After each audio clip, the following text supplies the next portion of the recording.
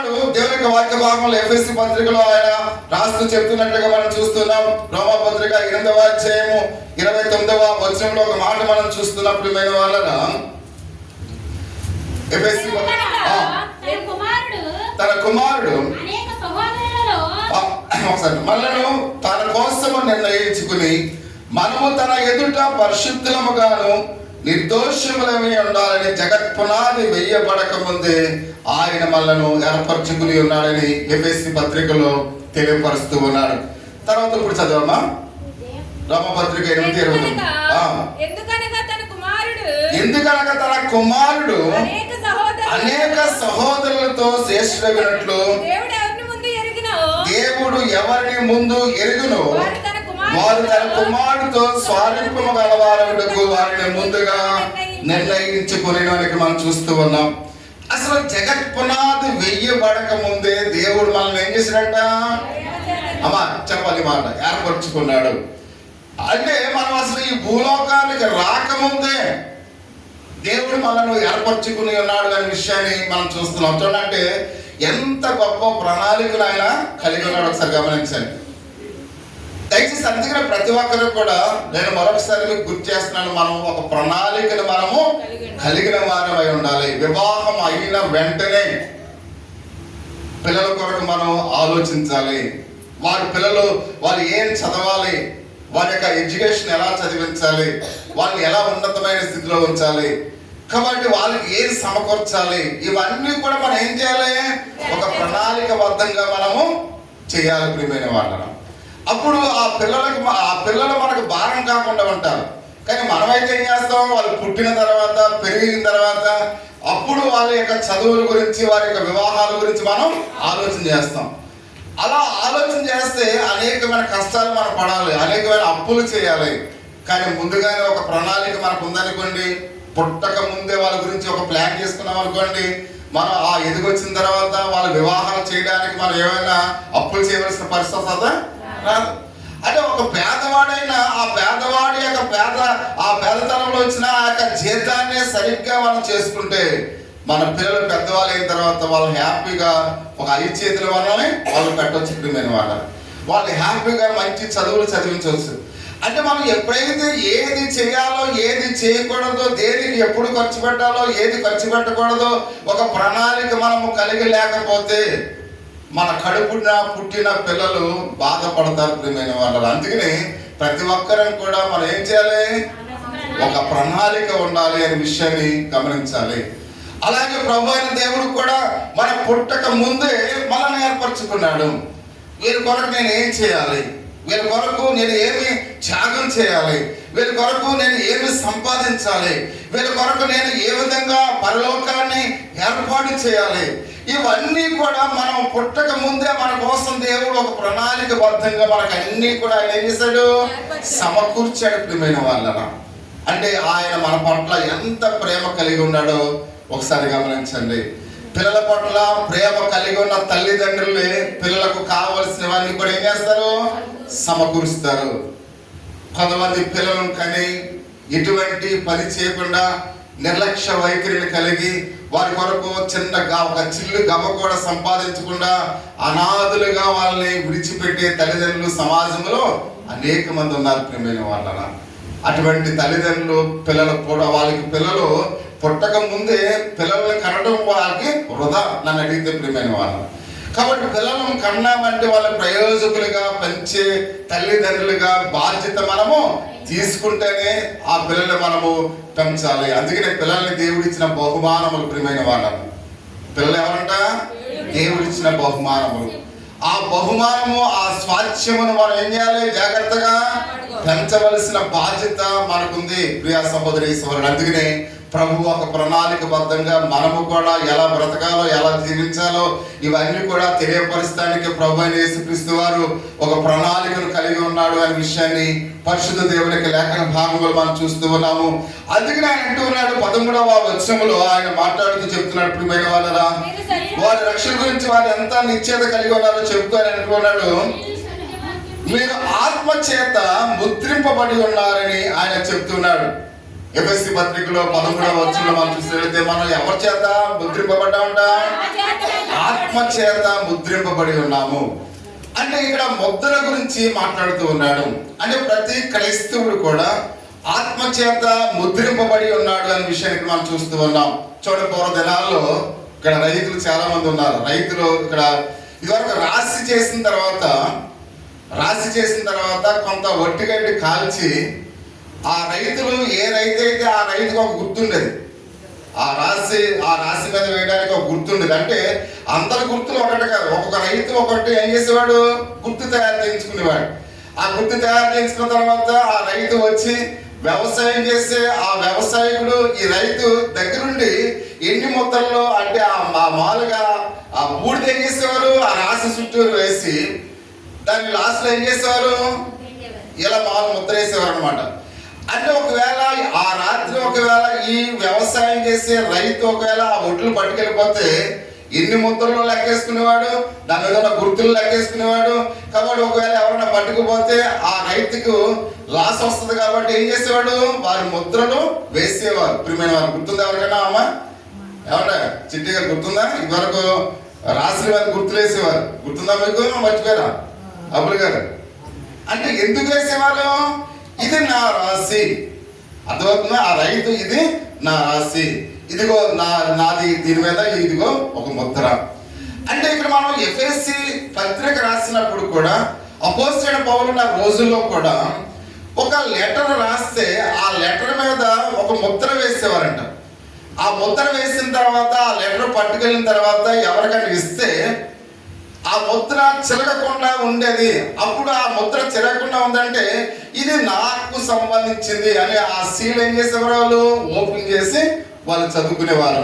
పూర్వం మనకి post man గారు మనకు పోస్ట్ మ్యాన్ గారు ఏదైనా అన్నపూర్ణకి లెటర్ వచ్చింది అనుకోండి తెచ్చేవాడు, ఇది అన్నపూర్ణ మీకు ఇవ్వకూడదు అనేది పట్టుకెళ్ళిపోయాడు. ఒకవేళ నా లెటర్ వచ్చింది అనుకోండి అన్నపూర్ణకి ఇచ్చేవాడు కాదు.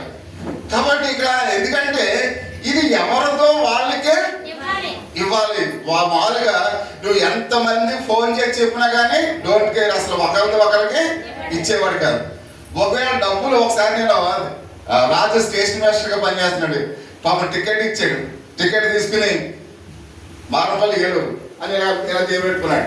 ట్రైన్కి రావట్లేదు, మళ్ళీ జేబులో తీసి మారంపల్లి ఏలూరు. పోస్ట్ మ్యాన్ గారు టికెట్ ఏమైనా మారుతుందా అంటే నీకు తెలియదయా, చూసుకుంటాం మంచిది అని బండి ఇంకా దగ్గరికి వచ్చినప్పుడు కూడా టికెట్ తీసుకుని మారంపల్లి ఏలూరు అన్నాడు. అంటే అంత జాగ్రత్తగా ఉండేవాడు వాళ్ళ. అంటే ఇక్కడ మనం చూస్తున్నాం ఇది నాది అని ఒక ముద్ర ఎప్పుడైతే ఉందో అది నాది అనే ముద్రగా ఉండేది. అందుకనే ఈ ముద్ర గురించి పరిశుద్ధాత్మ దేవుడు అపోస్తలుడైన పౌలు చేత ఆ ముద్ర గురించి మనకు తెలియపరుస్తూ ఆయన ఏమన్నాడంటే దేవుని యొక్క వాక్య భాగంలో మీరు ఆత్మ చేత ముద్రింపబడి ఉన్నారు. ముద్ర నిశ్చయతకు గుర్తుగా ఉంది. ప్రియమైన వాళ్ళ నిశ్చయతకు గుర్తుగా ఉంది. అంటే నిశ్చయత అంటే అర్థం ఏంటి, ఇది నాది అది ఒక నిశ్చయతకు అది గుర్తుగా ఉంది అనే విషయానికి మనం చూస్తూ ఉన్నాం. అంటే పౌలు ఆ రోజుల్లో మనం చూసినట్లయితే ఆ ఉత్తరం మీద ఏ విధంగా ముద్ర ఉండేదో మనం చూడండి. ఇప్పుడు పాస్పోర్ట్ మనం చూస్తాం, పాస్పోర్ట్ మీద ఏముంటది, ఏముంటది, రాజ్యముద్ర ఉంటది. పాస్పోర్ట్ మీద రాజ్యముద్ర ఉంటది. ఒకవేళ ఆ రాజ్యముద్ర లేకపోతే పాస్పోర్ట్ చెల్లుతుందా, చెల్లదు. ప్రియమైన వాళ్ళు ఒకవేళ క్యాస్ట్ సర్టిఫికేట్ తీసుకుంటాం, క్యాస్ట్ సర్టిఫికేట్ మీద ఏముంటది, అదే ఆ స్టాంప్ మీద ఏముంటది, రాజ్యముద్ర ఉంటది. అంటే రాజ్యముద్ర ఉంటేనే అది చెల్లుతుంది. ప్రియమైన వాళ్ళ అంటే ఆ యొక్క ముద్ర అనేది అంత విలువైనది, అంటే ముద్రకు అంత విలువ ఉంది. ఒకవేళ నువ్వు మామూలుగా క్యాస్ట్ సర్టిఫికేట్ ఆ రాజ్యముద్ర లేకుండా, రాజ్యముద్ర అంటే తెలుసా, ఆ గుర్తు తెలుసా మీకు, అశోకుని యొక్క చక్రానికి సంబంధించినవి సింబల్ ఉంటుంది. అంటే అది లేకపోతే ఆ సర్టిఫికేట్ చెల్లదు, అర్థమవుతుందా? అది లేకపోతే ఆ పాస్పోర్ట్ చెల్లదు. అంటే రాజముద్ర అంటే అది ముద్ర అనేది అంత విలువైనది. ఆ రాజముద్ర పాస్పోర్ట్ మన దగ్గర ఉంటే ఒక నిశ్చయత, నేను డెఫినెట్ గా నేను ఎక్కడికి వెళ్ళగలను, వేరే దేశం వెళ్ళగలను. ఒకవేళ ఆ రాజముద్ర లేనిది ఒకవేళ మన దగ్గర ఉందనుకోండి, మనం ఆ ఫ్లైట్ దగ్గరికి వెళ్ళినా ఆ మామూలుగా వాళ్ళు అక్కడ ఎవరుంటారు, చెక్ చేసే వాళ్ళు ఉంటారు. వాళ్ళు ఏమంటారు, ఇమిగ్రేషన్ ఇమిగ్రేషన్ నాకు తిరగలేదు. అంటే వాళ్ళ అధికారులు ప్రతిదీ కూడా చెక్ చేస్తారు. ఆ చెక్ చేసినప్పుడు ఆ రాజముద్రది లేదనుకోండి, ఏం చేస్తారు వాళ్ళు? వెనక్కి పంపేస్తారు. అయ్యా మేము ముఖ్యమంత్రి గారి పిల్లలమండి, మా ప్రధానమంత్రి గారు మా తాతండి అంటే ఆ పర్లేదు వెళ్ళమంటారా? అంటే ఆ ముఖ్యమంత్రి కన్నా ప్రధానమంత్రి కన్నా రాజముద్ర అంత విలువైనది ప్రియమైన మాట. అది అపోస్తలుడైన పౌలు ఇప్పుడు ఏమంటున్నాడు? క్రైస్తవునికి ఆత్మముద్ర వేయబడాలి. కాబట్టి ఆత్మముద్ర పరిశుద్ధాత్మని ద్వారా అవి ముద్రించబడిన వారంగా మనం ఉన్నామని ఆయన మాట్లాడుతూ ఉన్నాడు.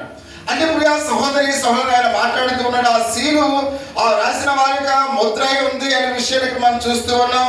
అందుకని ఆయన అంటూ ఉన్నాడు, ప్రియా సహోదరి సహోదరు ప్రత్యేకంగా అది ఏ విధంగా తెలియపరుస్తుందో ఆయన మాట్లాడుతూ దేవుని వాక్య భాగంలో క్రైస్తవులు మనం కలిగి ఉన్నా కూడా ముద్ర అలాంటిది అని మాట్లాడుతూ ఉన్నాడు. అంటే పరిశుద్ధాత్మ దేవుడు కూడా మనల్ని ముద్రించేవాడుగా ఉన్నాడు. క్రైస్తవులైన మనము కూడా మన మీద అటువంటి సీల్ ఉండాలి, అటువంటి ముద్ర ఉండాలి అని మనం చూస్తూ ఉన్నాం. కాబట్టి సజీవమైన ముద్ర మన ముద్ర అది పరిశుద్ధాత్మ దేవుడు వేసిన ముద్ర అని మనం చూస్తూ ఉన్నాం.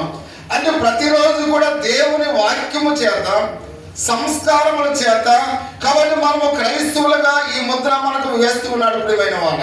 అంటే ఈ ముద్ర మనకు ఎలా వేస్తున్నాడు?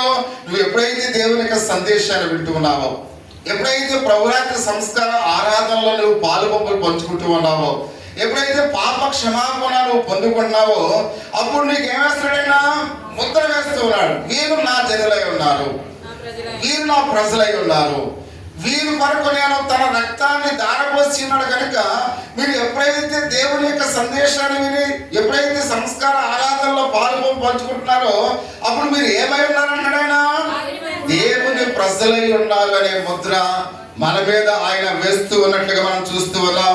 అందుకనే ప్రియా సహోదరి సహోదర దేవుని వాక్యము మా హృదయాల్లో పనిచేస్తూ ఉన్నట్లుగా మనం చూస్తూ ఉన్నాం. వీటి ద్వారా మనము రక్షింపబడి ఉన్నామని ఒక నిశ్చయత దేవుడు మనకి ఇచ్చి ఉన్నాడు. ఆ పాస్పోర్ట్ ఎప్పుడైతే ఆయన రాజ్యముద్ర ఉన్నప్పుడు నేను వెళ్ళవలసిన దేశానికి నేను ఖచ్చితంగా వెళతానని నిశ్చయతను ఎలా కలిగి ఉంటావో, నువ్వు ఎప్పుడైతే సంస్కార ఆరాధనలో దేవుని వాక్యాన్ని ఎప్పుడైతే వింటూ ఉన్నావో, నేను కూడా పరలోక రాజ్యానికి వారసున్నై ఉన్నాను, నేను వెళతాననే నిశ్చయత ఆ ముద్ర ద్వారా మనకు వస్తుంది అనే విషయానికి మనం చూస్తూ ఉన్నాం. అందుకని ఆయన మన గురించి ఆయన మాట్లాడుతూ చెప్తూ ఉన్నాడు, మనకి ఇస్తూ ఉన్నట్లుగా మనం చూస్తూ ఉన్నాం. ఆయన అటువంటి ముద్ర వంటి అంటే ఈ రాజ్య ముద్ర వంటిది కాదు కానీ ఆయన మాట్లాడుతున్న ఒక విలువైన మాట అంతకంటే చాలా ఎక్కువ అని మాట్లాడుతూ ఉన్నాడు. అంటే మనము ఆ పాస్పోర్ట్ మీద ఉన్న రాజముద్ర కన్నా పరిశుద్ధాత్ముడు వేసే ఈ ముద్ర చాలా చాలా విలువైనది అని మనం చూస్తూ ఉన్నాం. ఇందాక పాటలో ఎంతో ఎంతో ఆయన మంచివాడు, ఎంతో ఎంతో ఆయన గొప్పవాడు. అంటే ప్రతి విషయంలో కూడా అంటే ఈ లోక సంబంధమైన వాటికన్నా దేవుడు ఎంతో గొప్పవాడు, శక్తివంతుడని మనం చూస్తూ ఉన్నాం. పౌలు ఉపయోగించిన మరో ఉదాహరణ మనం చూస్తున్నాం. అక్కడ ఇంకొక మాట ఏమంటాడు ఆయన? ఆ ముద్రకు ఇంకొక మాట వాడాడు. ఏ మాటది? 13వ వచనంలో ఒకసారి చూడండి. అక్కడ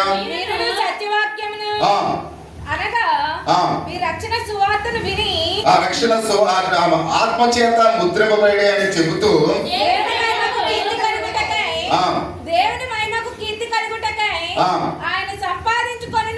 సంపాదించుకొనిన సత్తైన ప్రజలకు విమోచన కలుగు నిమిత్తము ఈ ఆత్మ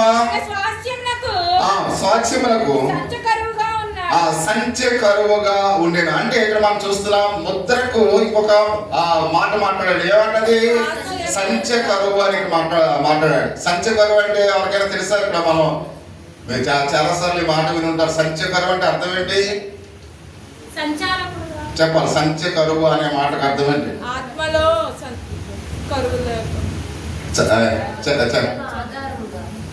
సంచ కరువు అంటే భజానా అని మనం చూస్తూ ఉన్నాం. సంచకరం అంటే ఏంటి? భజానా అంటే ఎవరైనా ఇప్పుడు మనం ఏదైనా ఒక గేదెను కొన్నాం అనుకోండి, ఆ గేదెను కొనేటప్పుడు ఏమిస్తారు? భజానా ఇస్తారు. భజానా ఇచ్చినప్పుడు ఆ గేదె గలవాడికి ఒక నిశ్చయత ఉంటుంది. నా గేదె అమ్మబడ్డది కాబట్టి ఇది మా భజానా, అంటే ఈ గేదెని నేను అమ్మేస్తాను అని ఒక సూచనగా ఉంది. ఆ భజన ఇచ్చిన వాడు ఏమనుకుంటాడు, అప్పటికే వాడికి ఆ గేదె అయిపోయింది. మీకు అర్థమవుతుందా? అంటే భజన ఇక్కడ మనం చూస్తున్నాం. అందుకనే చూడండి, నిశ్చితార్థము, వివాహ కార్యక్రమానికి ముందు నిశ్చితార్థం అంటారు. నిశ్చితార్థములు అసలు ఆ ఆది కాలంలో మనం చూసినట్లయితే పూర్వ దినాల్లో అమ్మాయికి కట్నం ఇచ్చేవారు. ఓలు అంటారు దాన్ని, ఓలు ఇచ్చేవారు. ఓలిచ్చి అమ్మాయిని వాళ్ళు ఏం చేశారు, నిర్ణయించుకునేవారు. ఇప్పుడు ఏం చేస్తున్నారు, మామూలుగా అమ్మాయి వాళ్ళు ఇస్తున్నారు. ఎంత దరిద్రం అయిపోయిందంటే చూడండి. అంటే నిజంగా వాస్తవానికి అమ్మాయిని కొనుక్కునేవారు. ఇది ఇప్పుడు ఆ రెండు క్యాస్ట్లో మనం చూస్తున్నాం. ఎవరు ఇప్పుడు అమ్మాయిని కొనుక్కుంటారు, ఎవరు వాళ్ళు. అంటే ఇక్కడ చూడండి, అంటే బైబుల్ని ఇప్పుడు ఎవరు అనుసరిస్తున్నారు, వాళ్ళు అనుసరిస్తున్నారు, కానీ మనం అనుసరిస్తలేదు. నిజంగా వాస్తవానికి ఇక్కడ మనం చూస్తున్నాం, యాకోబు ఓలించి కొనుక్కున్నాడంట రాహేలు వేలు. వాళ్ళ గురించి బాల్యదానం చేశాడంట. భార్యల కోసం ఎవరైనా బాల్యదానం చేశారమ్మా మీరు ఇక్కడ? ఎవరు చేయలేదు. అంటే యాకోబు ఎన్ని సంవత్సరాలు చేశాడు బాల్యదానం? 14 సంవత్సరాలు. అంటే ఒక 7 సంవత్సరాలు ఒక అమ్మాయిని చేసుకుందామంటే వాళ్ళ మామగారు ఇంకా తెలివైనడు ఏం చేశాడు, ఇష్టపడ్డదాన్ని కాకుండా వేరే ఒక అమ్మాయిని చేశాడు. మామూలుగా చేసిన తర్వాత మళ్ళీ ఇతని మనసులో మామూలుగా ఆ అమ్మాయిని చేసుకోవాలని ఆశ కట్టినప్పుడు ఏం చేశాడు ఆ మామగారు, ఇంకో 7 సంవత్సరాలు బాల్యదానం చేయప్పుడు ఇస్తానన్నాడు. అంటే భార్య కోసం బాల్యదానం చేసిన ఎవరు మనలో ఎవరు లేరు. భార్యకి కట్నం ఇచ్చి కొనుక్కునే వాళ్ళు ఎవరైనా ఉన్నారా? ఎవరు లేరు. అంటే ఇక్కడ ఓలిచ్చి కొనుక్కునేవారు పూర్వ దినాలు ప్రియమైన వాళ్ళను. అదే అడ్వాన్స్ అంటారు, అదే భజన అంటారు. అంటే అది ఒక విషయం ఇక్కడ మనం చూస్తుంది. ఒక ఉదాహరణ అపోస్తలుడైన పౌలు చెప్తున్నాడు. ఏమన్నాడంటే, ఇప్పుడు ఎవరైనా ఇప్పుడు మామూలుగా సుభాషిని గుడి వెళ్తుంది, సరుకులకి గుడి వెళ్తుంది. మామూలుగా ఇప్పుడు ఆ సరుకులకి వెళ్తున్నప్పుడు మానసానికి ఏదో ఒక వస్తువు అవసరమైంది. అవసరం ఆ మామూలుగా ఆంటీ నువ్వు గుడి వెళ్తున్నావు కాబట్టి వచ్చేటప్పుడు ఒక కుర్చీ కొనుక్కురా అంది. ఆ కుర్చీ కొనుక్కురా ఉన్నప్పుడు వెళ్ళిపోయి సుభాషిని మొత్తం సరుకులన్నీ తీసుకున్న తర్వాత మానస కుర్చీ కొంతమంది డబ్బులు ఇవ్వలేదు, ఎందుకులే కొంటాం అని ఏం చేస్తుంది, వచ్చేస్తుంది. అంటే వచ్చే అవకాశం ఎక్కువ ఉంది. ఎందుకని, అసలు డబ్బులు ఇవ్వలేదు కాబట్టి. ఇప్పుడు ఆ మానస ఏం చేస్తుంది, రెండోసారి ఆ మామూలుగా ఆంటీకి వెళ్తున్నావు కదా, ఆ మామూలుగా ఈ 200 ఉంచి ఆ కుర్చీ కొనుక్కురా అంది. ఇప్పుడు వెళ్ళిన తర్వాత ఆ కుర్చీ రేట్ అంతా 400, కానీ ఎంత ఇచ్చింది, 200 ఇచ్చింది. కాబట్టి ఇప్పుడు ఏమనుకుంటుంది, సరే 200 ఇచ్చింది కదా కొనుక్కెళ్ళిపోదాంలే అని అంటుంది. అంటే చూడు, ఒకప్పుడేమో ఏమనుకుంది, అసలు ఏమన్నప్పుడు కొనవసరం ఇవ్వలేదు కదా అనుకుంది. కానీ ఇప్పుడు ఎందుకు కొంది, కొంత ముందుగా ఇచ్చింది. అంటే ఒక భజన ఇచ్చింది.